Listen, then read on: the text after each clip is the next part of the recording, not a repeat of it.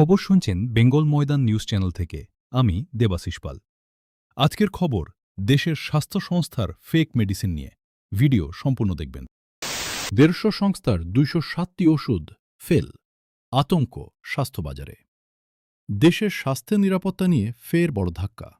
CDSCO central drug standard control অর্গানাইজেশনের সাম্প্রতিক রিপোর্টে উঠে এসেছে যে ২০৭টি ওষুধ, যেগুলি ১৫০টিরও বেশি সংস্থার তৈরি, তাদের গুণগত মান পরীক্ষা ফেল করেছে।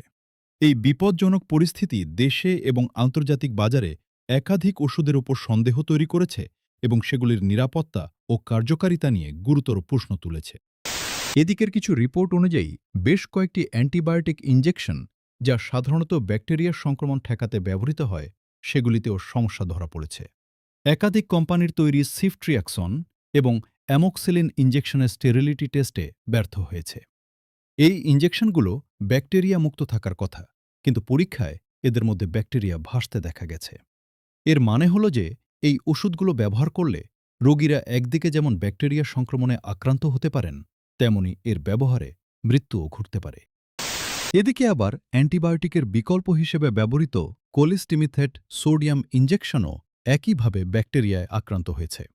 এই ধরনের ওষুধ সাধারণত গুরুতর সংক্রমণ ঠেকাতে ব্যবহার করা হয়, কিন্তু যখন এই ওষুধের মধ্যে ব্যাকটেরিয়া থাকে, তখন এটি রোগীর জন্য অত্যন্ত বিপজ্জনক হতে পারে। বিশেষত যারা গুরুতর সংক্রমণে ভুগছেন, তাদের জন্য এসব ওষুধ আরও বিপদ বাড়াতে পারে।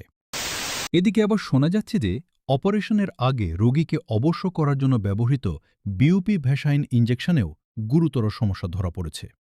এই ইনজেকশনের ভায়েলে ক্ষতিকারক পদার্থ পাওয়া গেছে, যা রোগীর শরীরে প্রবাহিত হতে পারে এবং তার স্বাস্থ্য পরিস্থিতি আরও খারাপ করে তুলতে পারে।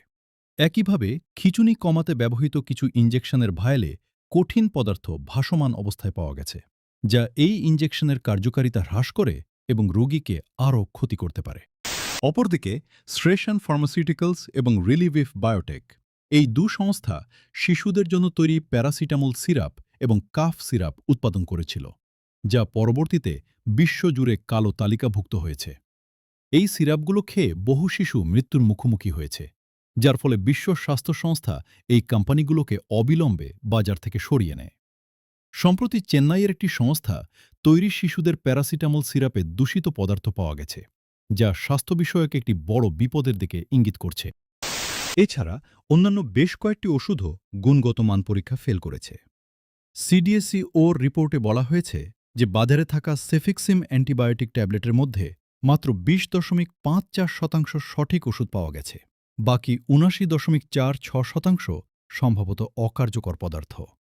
এই ধরনের নিম্নমানের ওষুধের ব্যবহার রোগীর শারীরিক অবস্থা আরও খারাপ করতে পারে এবং এটি মারাত্মক পরিণতি ডেকে আনতে পারে। আজকের জন্য এইটুকুই। সাবধান থাকবেন, সতর্ক থাকবেন। ডাক্তারের পরামর্শ ছাড়া ওষুধ খাবেন না। ধন্যবাদ।